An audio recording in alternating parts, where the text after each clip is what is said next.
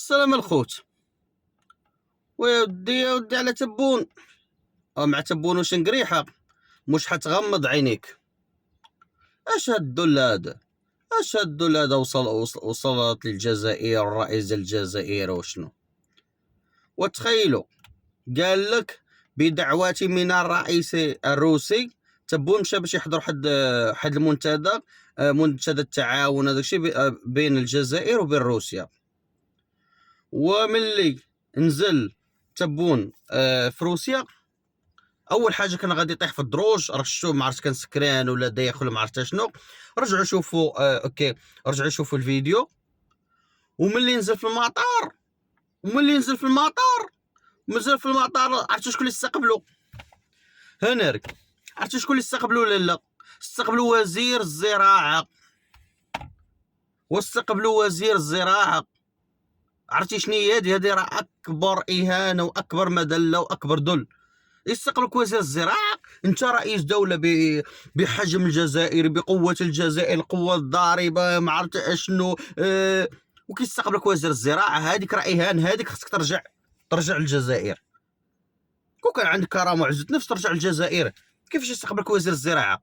وزير الزراعه شنو هو الدور ديالو؟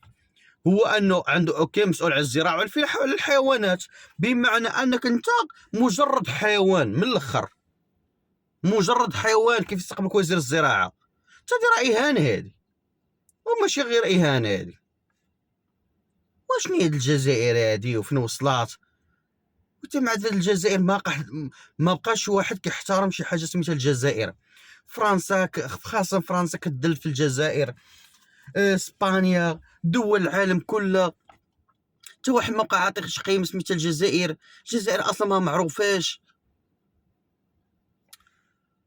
ومن بعد كاين واحد اوكي ملي سالوا استقبلوا هذاك وزير الزراعه، مشاو واحد المنتدى خاصو اوكي البروتوكول. حنا كنمشيو على حسب البروتوكول هو كيكون رجال اعمال جزائريين ورجال اعمال رجال اعمال جزائريين ورجال اعمال روسيين.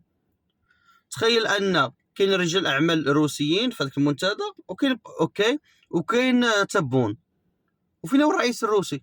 المفروض خاصو يكون الرئيس الروسي ويكون يكون الرئيس الروسي ويكون تبون.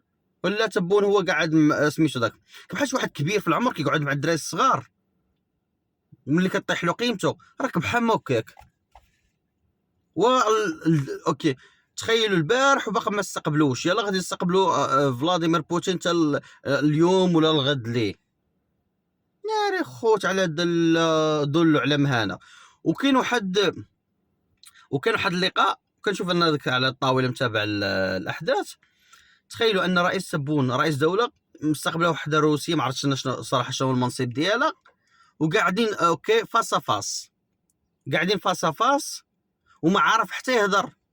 هو اصلا خصو ما يهضرش معاه، لانك انت اصلا كرئيس دوله في البروتوكول خص يكون قدامك فلاديمير بوتين، ولكن هو قاعد قدامه وحده مسؤوله ما عرفت شنو، وزاره الخارجيه ولا شنو، وقاعد كيهضر معاه.